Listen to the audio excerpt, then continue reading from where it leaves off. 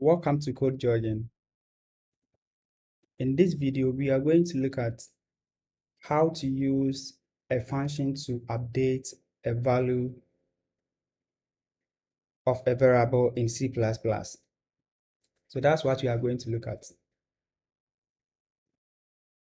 Now, when you talk about updating a value of a variable in C++ using a function, then we are talking about where we pass the parameter by reference.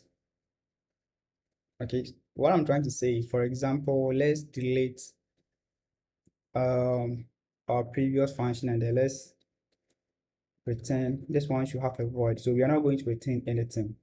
So let's update it to update values. It can be any name. Then let's remove this. Okay, so let's go ahead and then declare two variables here. So first number, so we should have 2, and then we will have second number, should have 5. So let's go ahead and then display first number, and then let's display second number too.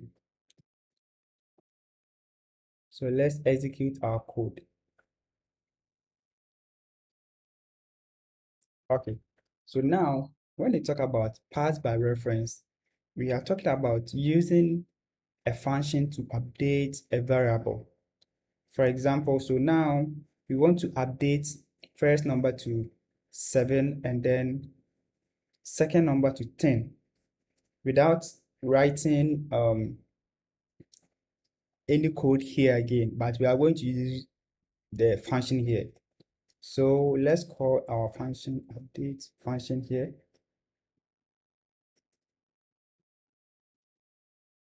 So update values. Okay, then we can pass, you have to make sure that you are passing the same variable. Okay, so the first number here and then second number here, and you have to make sure that they have the same data type as the parameter here. Okay, so now what we are going to do is let's use x equals 7 and then y equals 10. So now let's execute our code.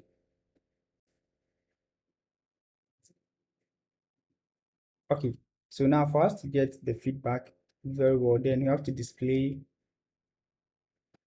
the values again. Okay, nothing changed here. Why?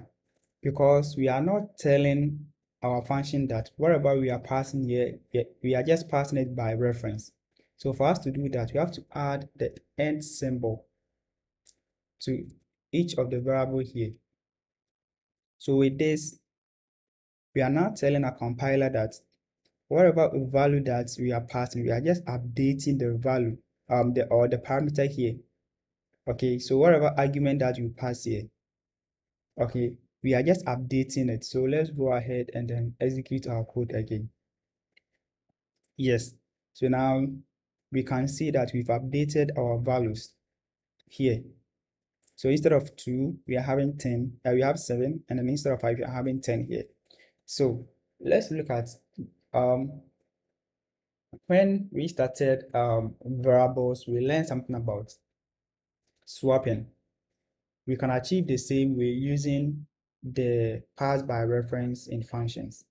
So for us to swap, we can go ahead and then have a temporal variable here, which will be assigned to, let's say, x. Okay, so that x will be assigned to y, and then y will be assigned to 10. So here we are just swapping the values of the variables that we have here. So the first number will have the value of second number, and the second number will have the value of the first number. So let's execute our code.